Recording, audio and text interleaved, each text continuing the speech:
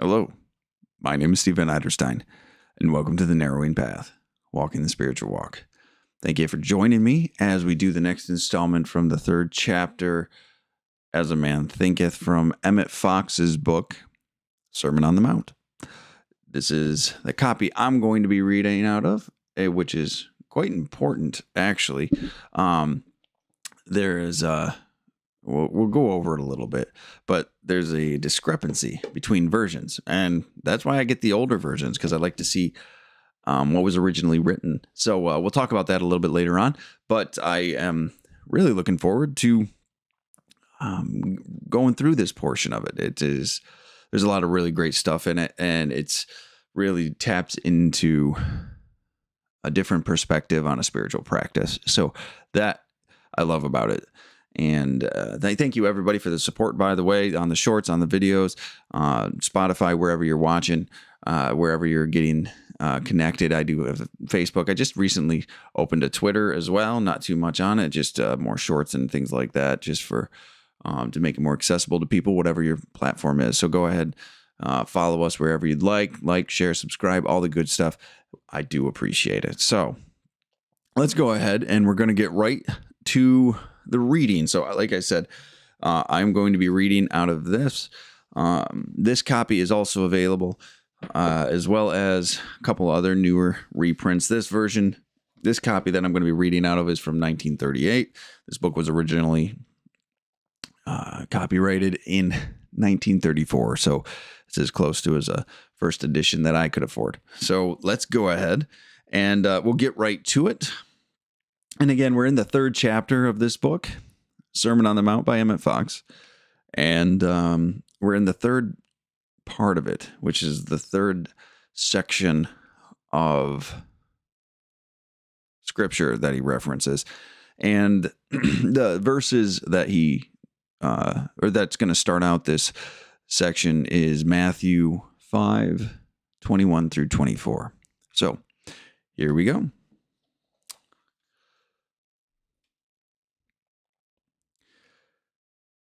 Ye have heard that it was said by them of old time, Thou shalt not kill, and whosoever shall kill shall be in danger of the judgment. But I say unto you, that whosoever is angry with his brother without a cause shall be in danger of the judgment. And whosoever shall say to his brother, Raka, shall be in danger of the council. But whosoever shall say, Thou fool, shall be in danger of hellfire. Therefore, if thou bring thy gift to the altar, and there rememberest that thy brother hath aught against thee, leave thy gift before the altar, and go thy way. First be reconciled to thy brother, then come back and offer thy gift. Matthew 5. The old law, dealing as it did with an earlier and lower state of race consciousness, concerned itself necessarily with external things, for man's apparent evolution is from the outer to the inner, just as his fundamental spiritual growth is from the inner to the outer. He begins by giving his attention exclusively to externals, thinking to find them cause as well as effect. But as he progresses, the truth gradually dawns upon him that outer things are but the finished article, the result of causes and happenings on the inner. And when he has reached this stage, he has started definitely upon the search for God. So the old law concerned itself, at least in the letter, almost altogether with external observances, and it was satisfied with if these were fulfilled. It said, Thou shalt not kill, and provided a man didn't know murder, he kept the law, regardless of how much he may have desired to commit murder or how bitterly he might still hate his enemy. It said, Thou shalt not steal, and provided he did not appropriate his neighbor's property, he was held to have fulfilled the law, irrespective of what he felt about it. Jesus came to carry the human race forward to the next great step, the most important step of all, which can indeed be the final step in the overcoming of all our limitations.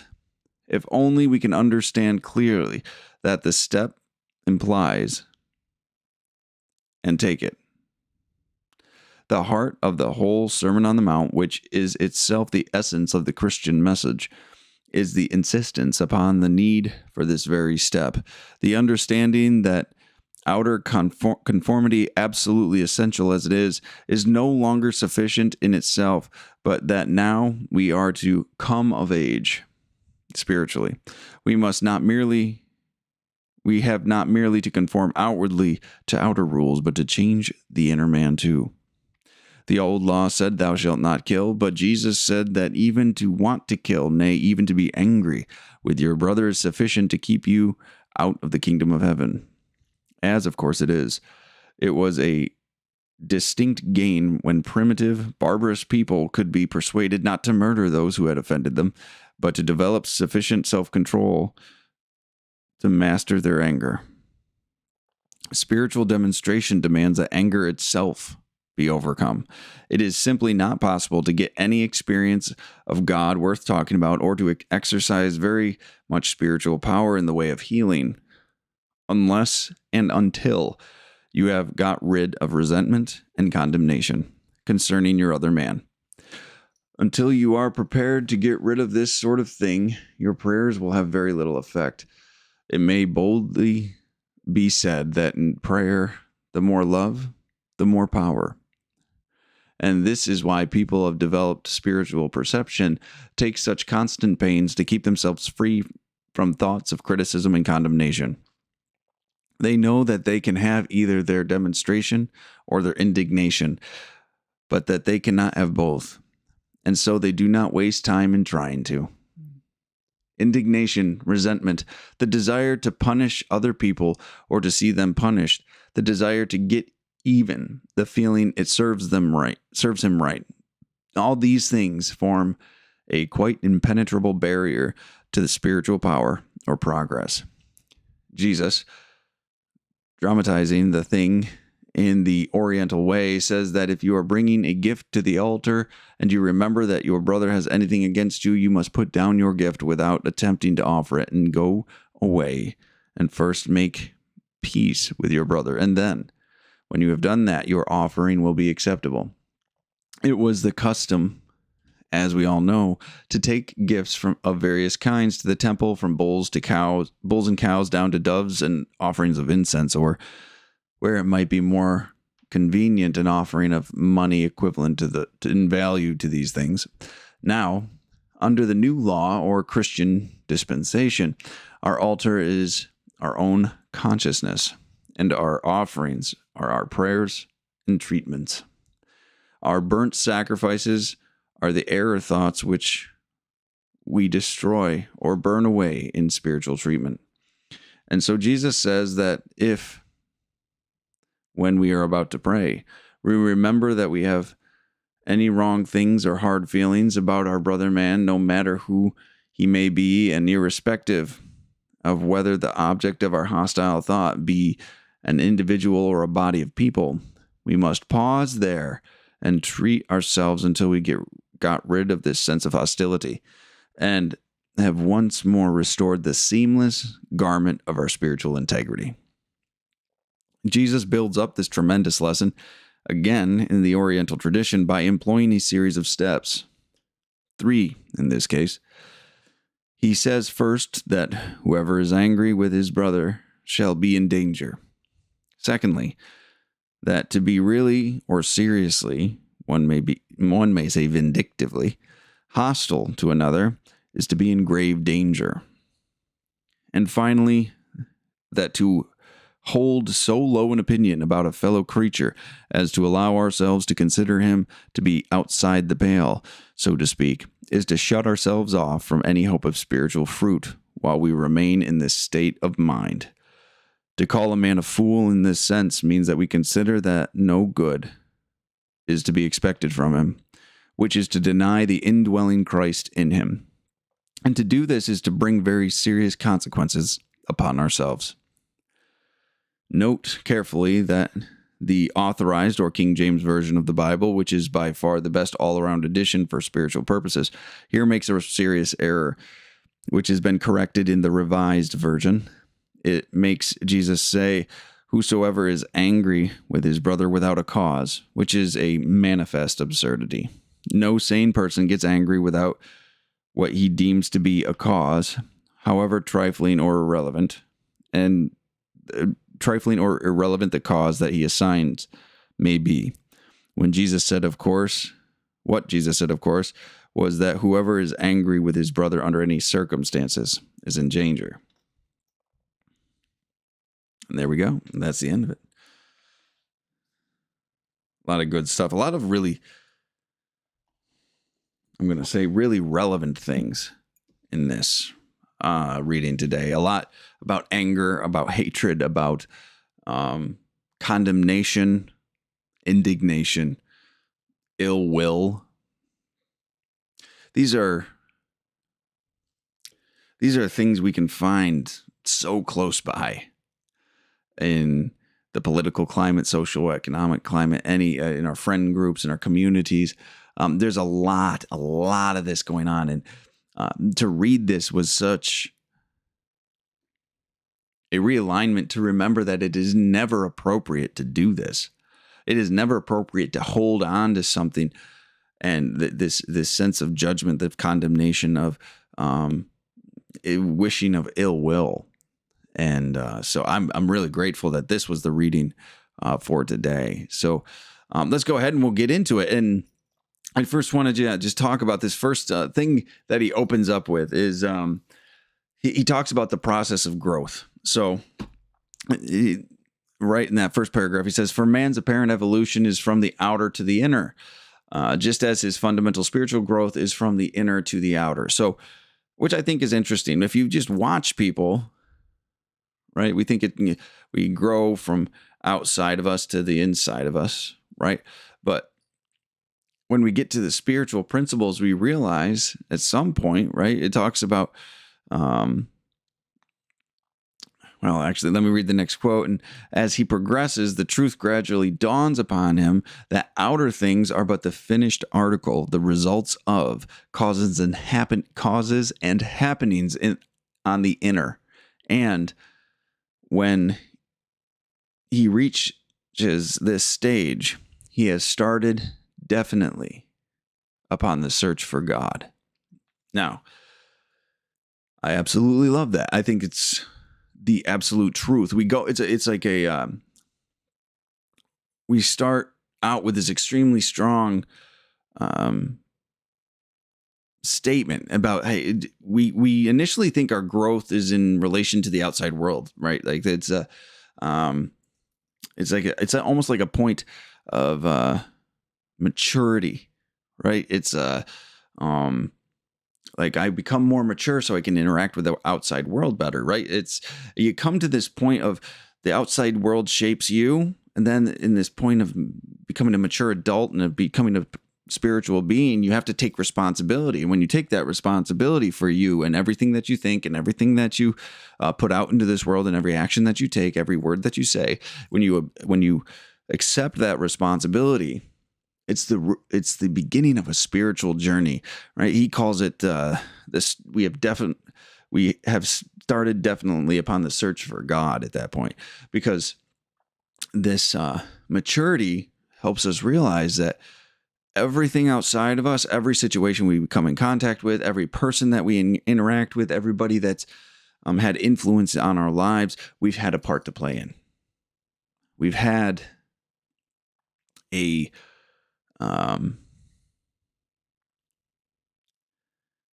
influence over. We've taken in from, and we've made decisions regarding. Right. So this part where he talks about, we realize that everything we do is the end result of internal happenings, is what he calls it. Which I really like, right? Because there's the emotions we feel, it's the thinking, it's the thought, it's the beliefs we hold. Right. There's just so much that actually goes along with this internal happenings, is that what he calls it. And when we get to that point, when we realize it's what's inside of us that we're putting out into this world, and that's responsible for everything that's in this world. You know, we talk about that with the James Allen book, As a Man Thinketh.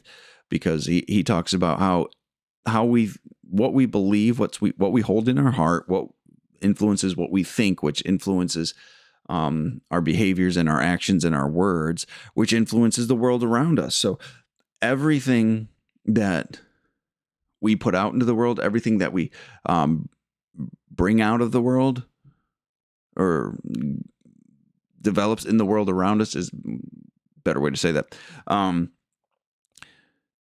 is the direct result of what we are thinking and what the beliefs we're holding and where our heart is centered. So we come to this point of maturity, and it comes to this like apex where it's just like there's got to be more.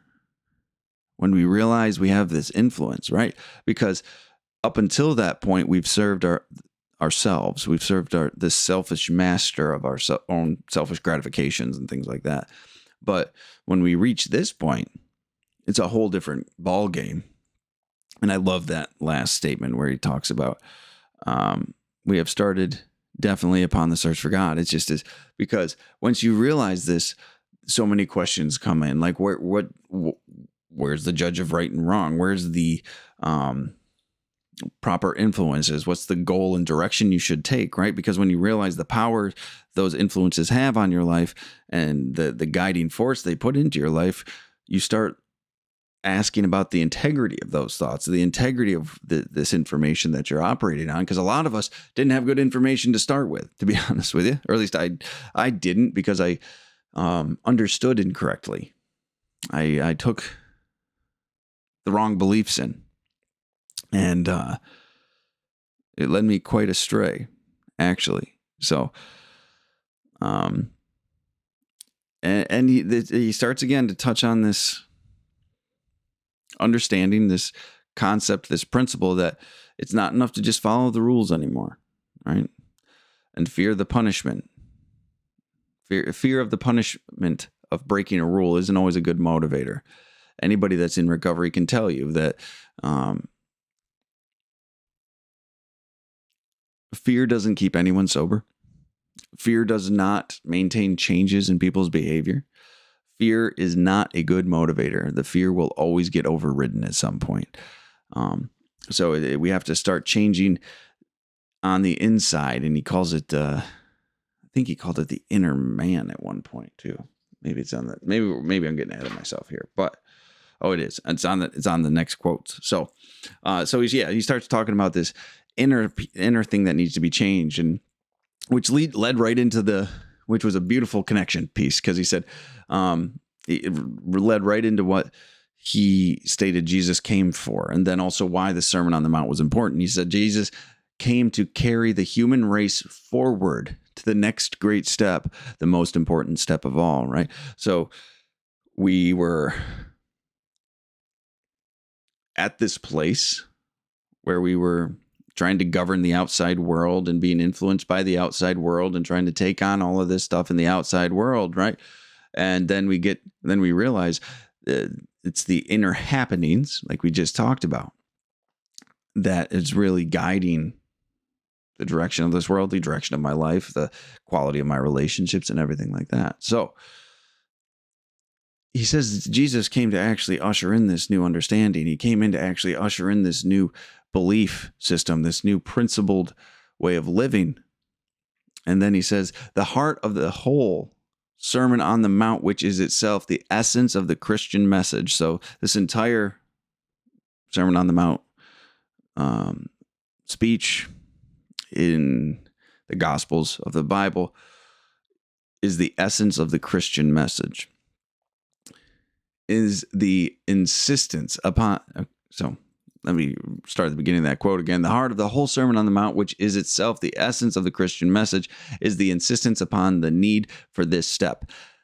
The understanding that outer conformity, absolutely essential as it is no longer sufficient in itself, but that now, if we are to come of age spiritually, we have not merely to conform outwardly to outer rules, but to change the inner man too.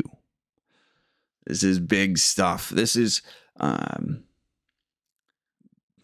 huge shift in the way of thinking. So Emmet Fox is talking about that Jesus was sent here to take us into the next step of spiritual growth in the spiritual journey, and that the Sermon on the Mount is the root of all his teachings, and that it is not merely good enough now. It is not merely good enough now to just follow the rules, to not steal, to not covet, right? But we have to go and change the inner man too. We have to change what's actually inside of us. It is no longer sufficient only to just abide by the rules. We have to take a look at why we want to break the rules as well. It's important to continue to abide by the rules, right? We have to continue to maintain our moral awareness in this plane.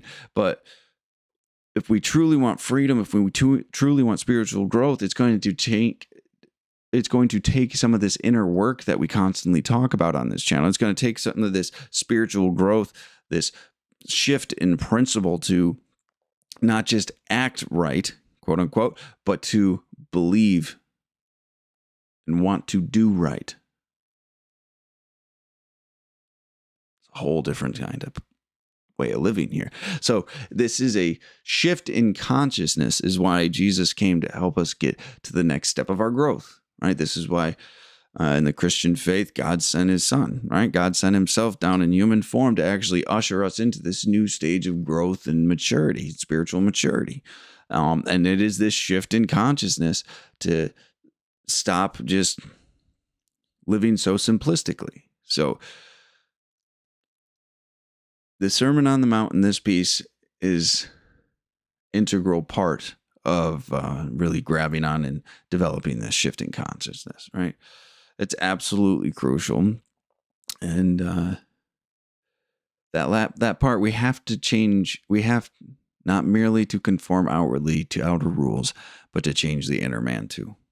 We can't just keep bouncing up against laws and rules and have that be a good enough guide, because that doesn't really handle the root of the situation. That doesn't really address the desire to break the rules.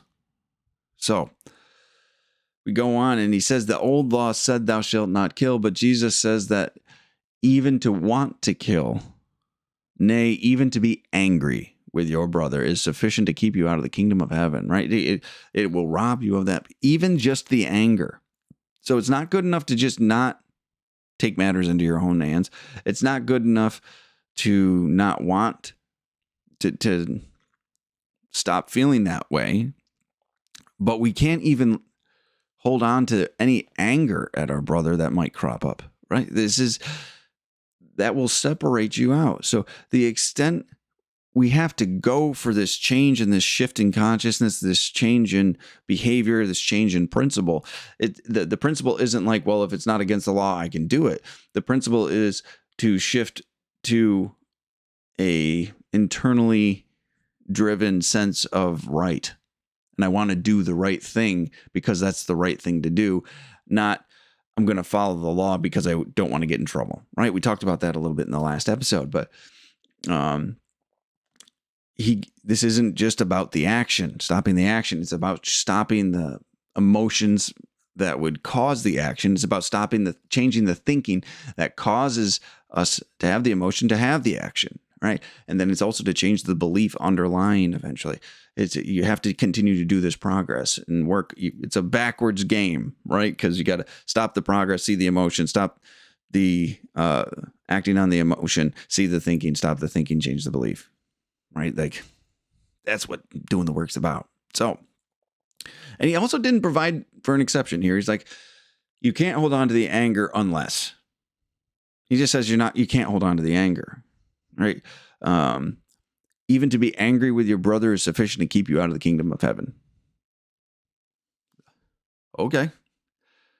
Apply that today. How many people are robbing themselves of the kingdom of heaven in today society? Even if you believe the kingdom of heaven is that inner peace and that inner serenity that you get on a day-by-day basis, and it's not necessarily an afterlife waiting for you, but just the kingdom of heaven is here and now within you. You're robbing yourself of that peace by holding on to this anger and this bitterness within you. People don't realize that They're just handing this away. I do it sometimes too. But in today's day and age, this is so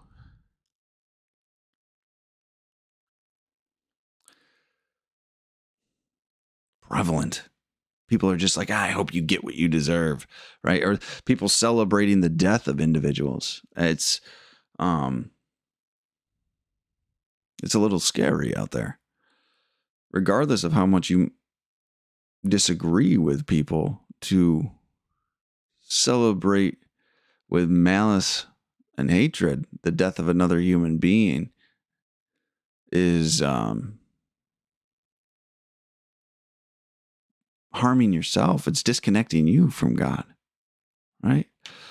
So Fox goes into how this growth has evolved and the picture we have to live by today, really. And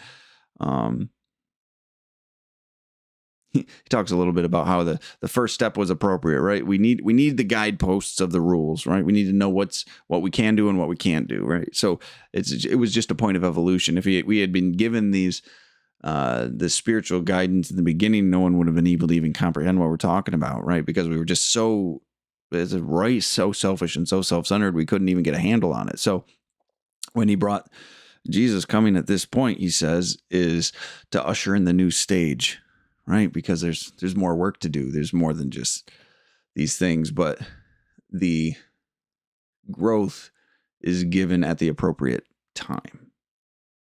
So, which was an interesting point. I thought I enjoyed contemplating that. So, and now he goes into why this is important to not hold on to this anger. It is simply not possible to get any experience of God worth talking about or to exercise very much spiritual power in the way of healing unless and until you have gotten rid of resentment and condemnation concerning your fellow man. Sorry, I can't read my writing all the time.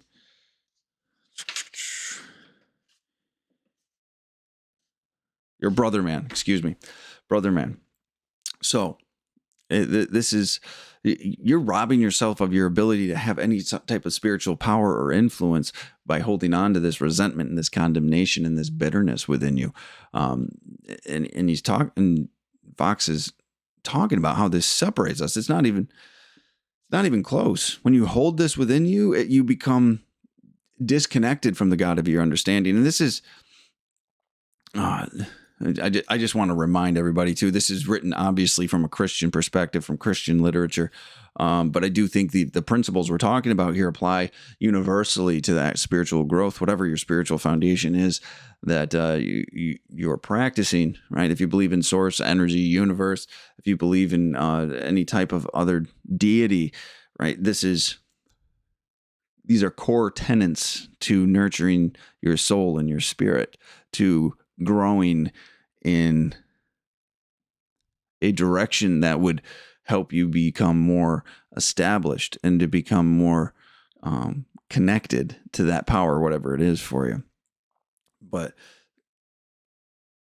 having any anger, any resentment will block you off from that connection, from that power greater than yourself, from that God of your understanding, right? If you have that within you, you have no true connection. In 12-step recovery, that's why the fourth step resentment inventory is so important, and the fear and the sex inventory as well, because it shows us how we use people, how we all of the ways that we get in the way of actually having this connection with God, and it put all these boulders that separate us from Him.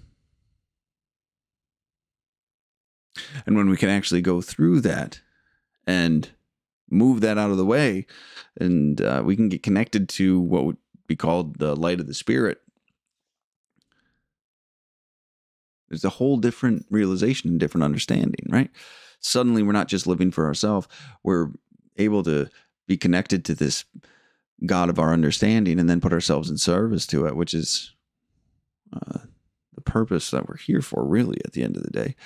So when we're just wrapped up in this resentment and this condemnation and this anger and being judgmental, it's just feeds our selfishness and our self-centeredness, right? We become spiritually self-righteous again. We become personally slighted, and we become angered with righteous or self-righteous anger, which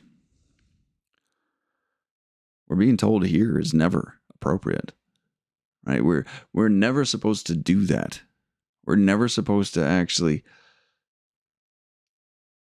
have that perspective towards our fellow man, which is a refreshing take, which is a refreshing statement to actually hold on to. And then he says you can make no real spiritual progress or spiritual help when you're holding on to these things. Like, you're robbing yourself to be able to be of benefit and to be of use to anybody else in your life because you want to hold on to this. And that's so selfish.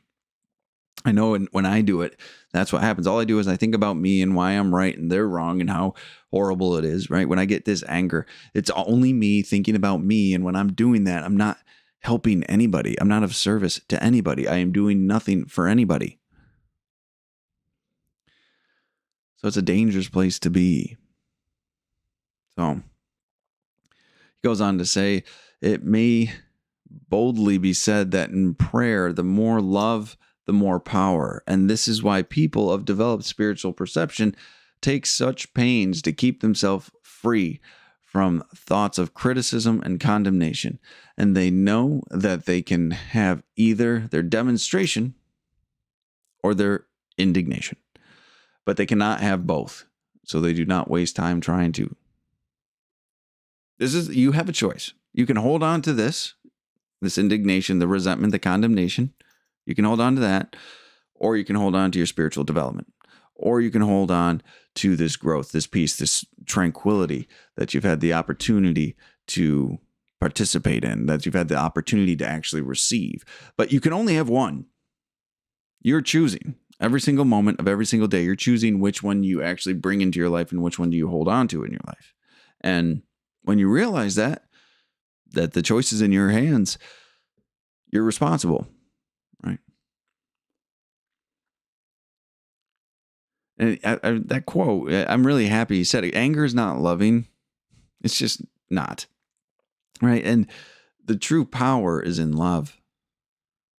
The true power of the God of your understanding, the true power of that the Christian religion is talking about is through love. Anger is a physical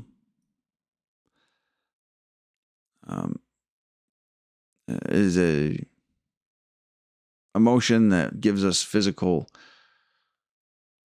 maybe strength in a moment, power in a moment. Like we feel justified, we feel strong, we feel like in control when we're angry. We feel a sense of power.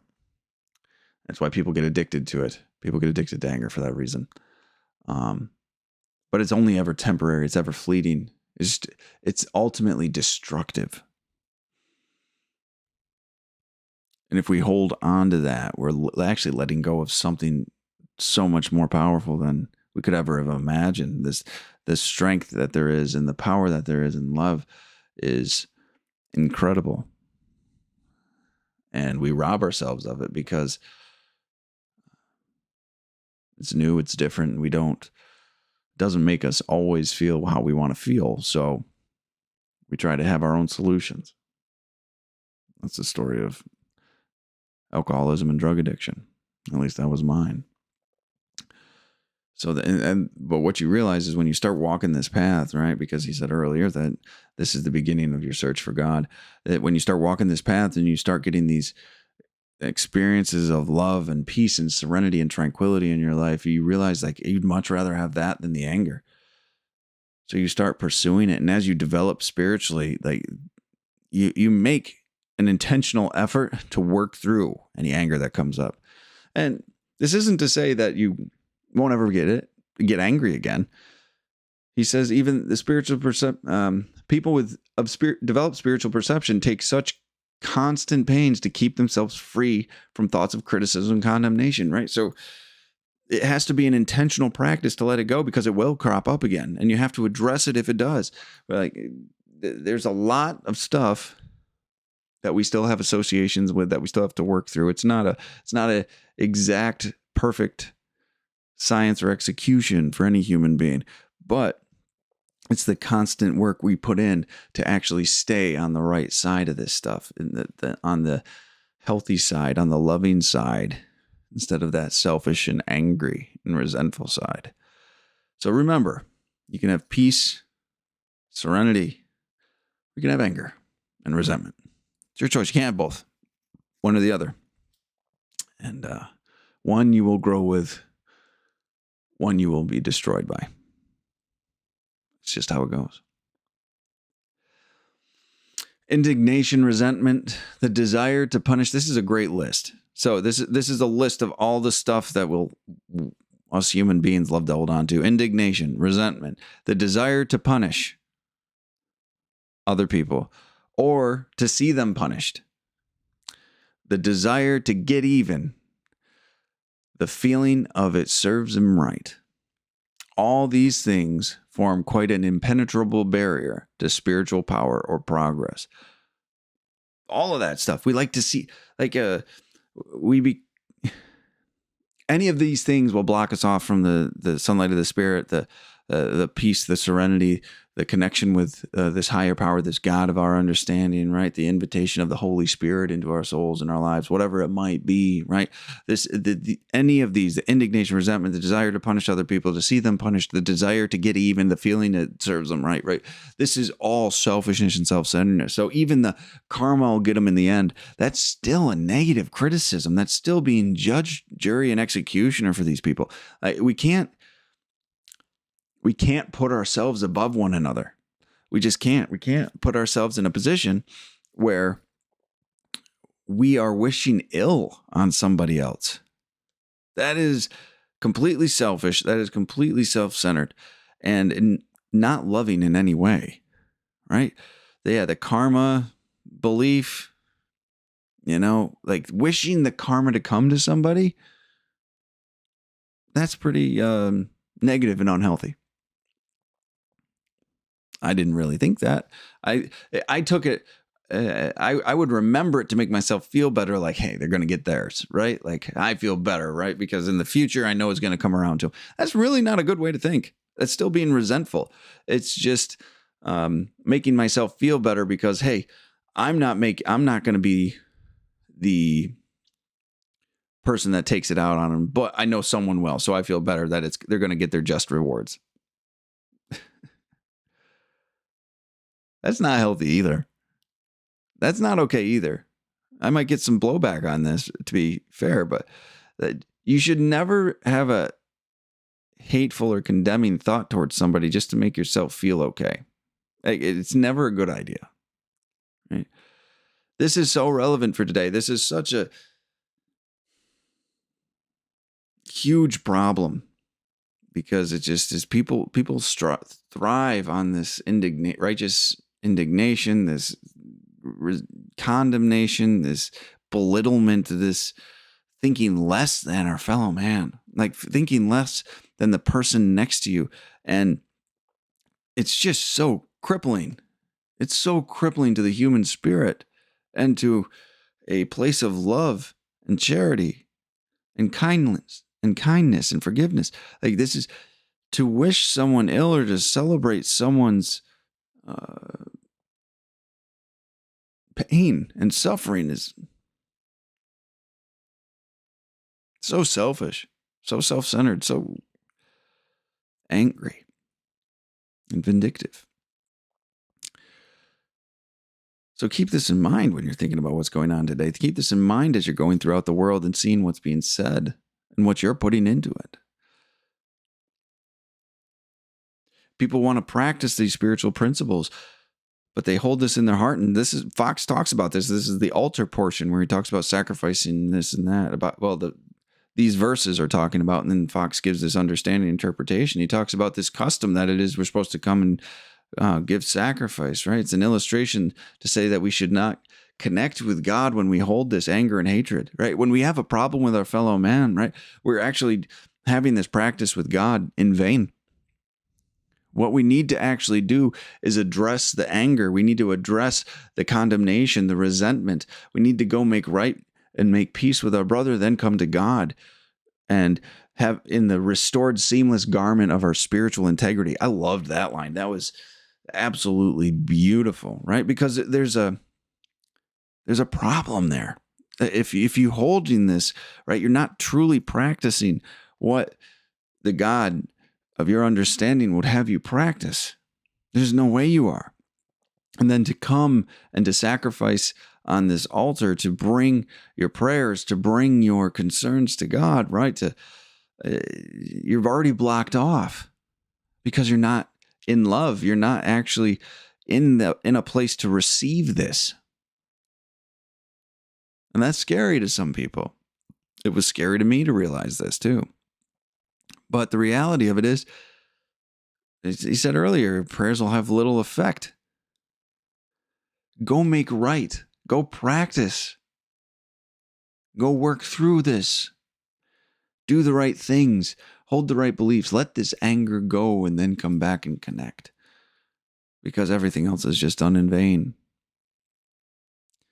Find the forgiveness needed or whatever spiritual principle you need to actually work through that and to get right and make this amends to your fellow man. And then come back to be of service to the God of your understanding. To come back to connect. And then this next part's actually kind of, it's very interesting. Fox goes in to talk about 3 circumstances in the verses, right? Like talked about angry, in danger of judgment, raka, in danger of counsel, and say thou fool will be in danger of hellfire. That part of the verses, right? And what he's talking about is the progression, right? He's talking about these 3 circumstances we would find ourselves in, and they're actually a progression, right? When you're angry, it starts with anger, and it develops into this resentment and disdain. So when you get this emotion of anger, like you have to be aware of it, and because it's the beginning of something, which is very important to recognize, because the anger develops into hostility. Right? Because if you get angry, suddenly you're thinking about you're taking it personally, you're making assumptions, you're thinking about why it was not right that this happened, right? You're making it all about you, or at least that's what I would do. I make it all about me when I'm angry, and that's a very dangerous place for me to be. I get this rage, I can get this hostility towards another human being built up beside me, and then the final part, the thou fool, right, is seeing others as less than. And we can never do that. We can never do that. So it goes from anger to hostility to seeing other people less than. And then actually the next part after that is violence. When one group of people thinks they're above another group of people, suddenly there's violence. Because they don't see them as equals. They don't see them as worthy of dignity and respect. They don't see them as loving children of God, parts of this universe just like them, right? It is a very dangerous place to be when you are condemning your fellow man, when you have such deep resentment, you don't care if they live or die, right? So it starts with anger, goes to hostility, and you see then it turns into seeing others as less than you. So you're setting up an environment where suddenly it's like, well, because of this, and this, I think I'm better than this person. They're lower than you. And this is very, very dangerous. And this actually brings us to a point where I wanted to just point this out. So I'm going to read a quote, and then I'll tell you why it's important. He says, to call a man a fool in this sense means that we consider that no good is to be expected from him, which is to deny the indwelling Christ in him. And to do this is to bring very serious consequences upon ourselves. Now, that quote that I just read came out of this book, right? Came out of this version, an original copy, really. In the audiobook I have of this, in this copy I have of this, in all versions, newer versions, The part which says, which is to deny the indwelling Christ in him, has been removed. Now, I have all these copies of this book back here. They all have it in it. So the original printing has, which is to deny the indwelling Christ in him. What he's saying with this line is this little flame of God, right? Because in the Christian practice, everybody was made in the image of God. Every human being was made in the image of God. So there's this essence of God in every human being. So when you are saying thou fool and you are discrediting and you have resentment and condemnation towards another human being, you are actually placing yourself higher than God, right? You are putting yourself in a position to be condemning of God's creation, which you have no right to do. So to actually let your anger and resentment progress to this point and to say, I condemn you, you child of God, is not your place. It is not healthy, and it is placing you in a very, very dangerous position. Now, I wanted to bring up this version problem because I think that's a very important premise of the entire Christian faith, is to remember, like, when all are children of God, that all are made in his image, right? So to leave this out is a critical piece of why the condemnation is so terrible. It's removing this value from them, because every human being has this value. And to remove this portion of what Fox stated there is it weakens the message that he was sending. It weakens the reality of what's going on, because I do believe that no man is better than another. Every man is worthy of dignity and respect, regardless of what you've gone through, what you've done, the actions you've taken. People will get the consequences as per the laws that they may or may not have broken, depending on what's going on and what the circumstances is. But I do believe every human being has worth and value.